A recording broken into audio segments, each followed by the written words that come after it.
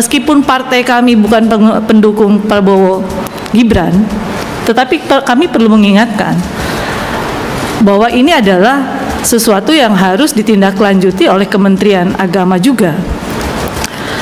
KUA ini kan kemarin menjadi ramai ya Pak, karena akan menjadi balai, gitu kan? Balai apa namanya jadinya? Jadi balai nikah, untuk urusan semua agama. Nah, karena ini akan berubah fungsi, maka seberapa hanya pencatatan saja? Enggak kan?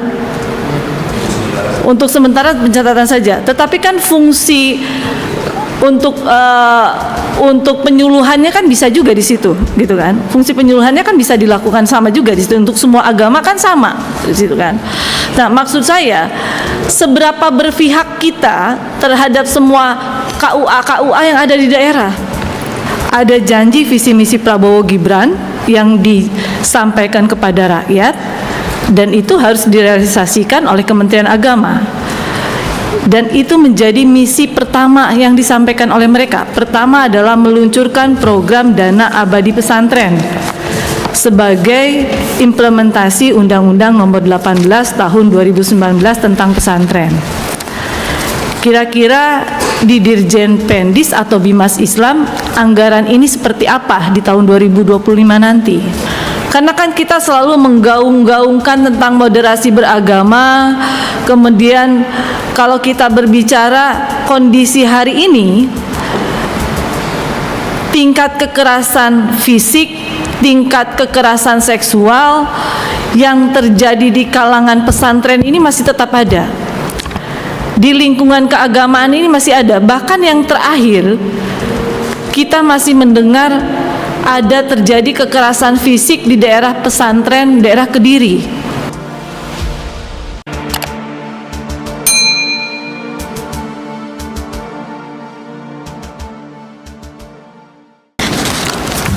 Ya.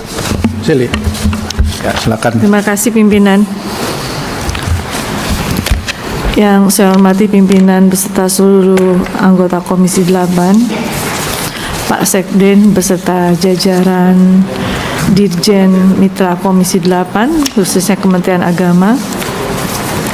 Sayang kita tidak membahas dan mendengarkan Pagu, tetapi karena memang kita hanya akan memberikan masukan terhadap Pagu yang akan disampaikan untuk tahun 2025.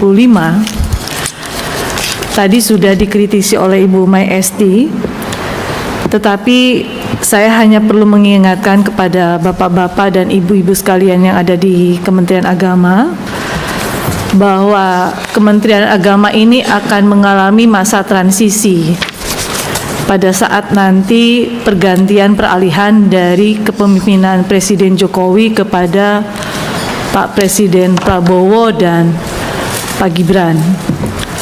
Maka otomatis pada penyusunan APBD 2025, Bapak Ibu sekalian harus sudah memasukkan misi dan visi janji kampanye yang disampaikan oleh Presiden terpilih.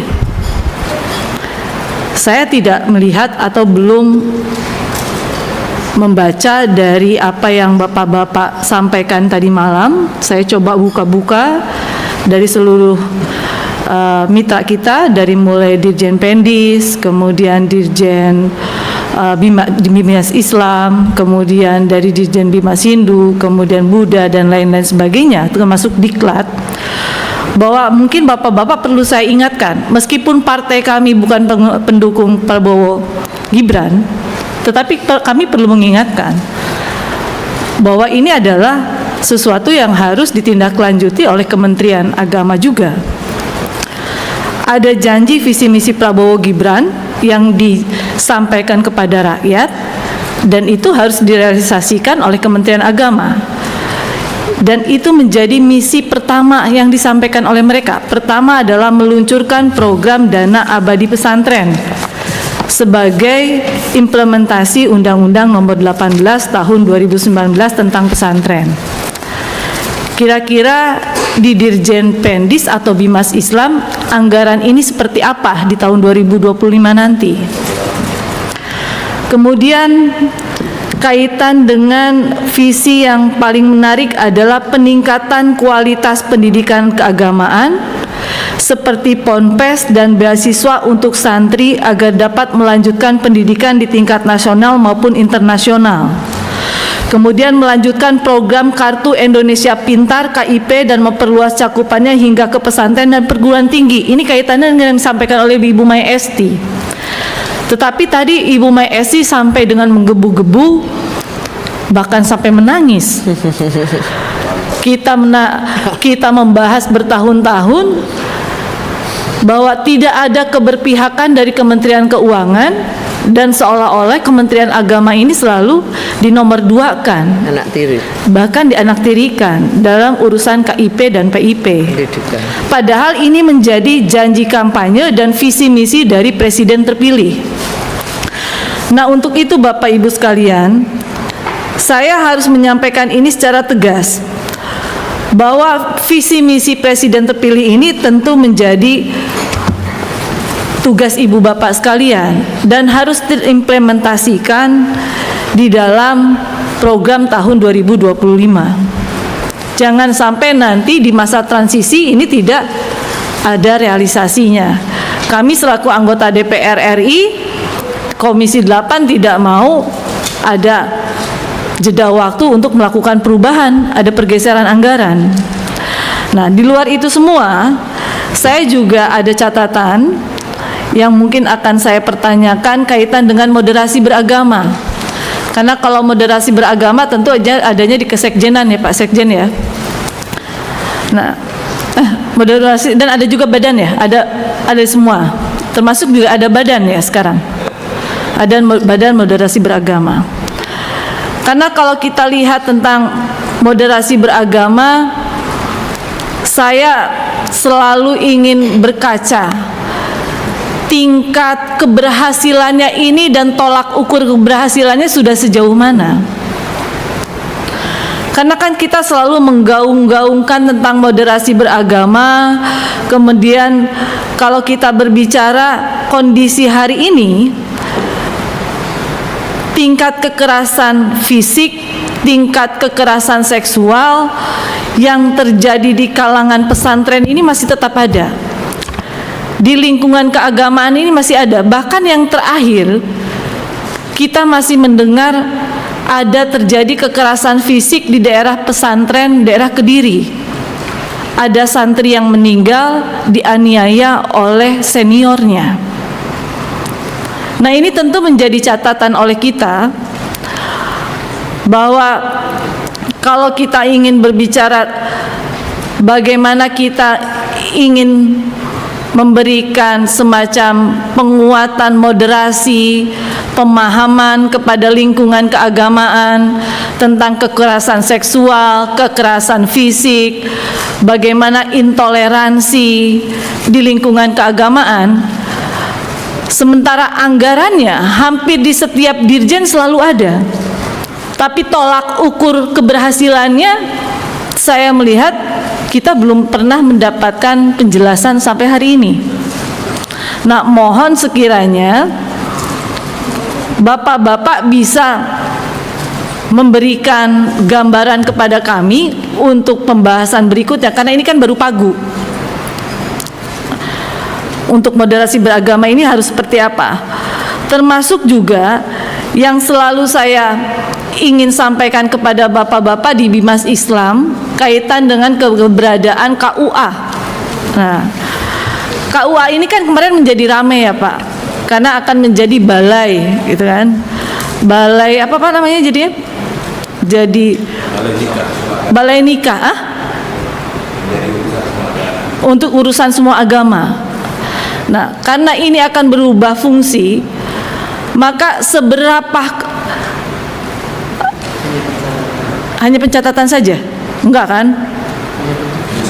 Untuk sementara pencatatan saja. Tetapi kan fungsi Untuk penyuluhannya kan bisa juga di situ, gitu kan? Fungsi penyuluhannya kan bisa dilakukan sama juga di situ, untuk semua agama kan sama di situ kan. Nah, maksud saya seberapa berpihak kita terhadap semua KUA yang ada di daerah. Karena kita tahu kondisi hari ini KUA di seluruh kabupaten kota di Indonesia statusnya kan tidak jelas, Pak, status asetnya. Apakah bapak-bapak sudah menginventarisir mau diapakan KUA yang ada di kabupaten kota ini? Anggaran kita ini juga kan terbatas. Kalau hanya untuk merevitalisasi, sementara asetnya ini bukan aset pemerintah, bukan aset Kementerian Agama, dan itu menjadi aset pemerintah desa atau kabupaten kota, mau seperti apa Pak Inspektur, gitu kan?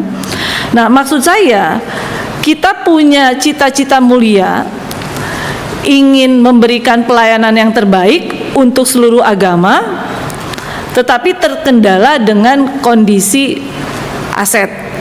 Nah, mohon sekiranya Bapak-bapak sekalian, di dalam anggaran Pagu 2025 ini menjadi perhatian kita semua, karena fungsi KUA pun bisa menjadi fungsi untuk moderasi beragama.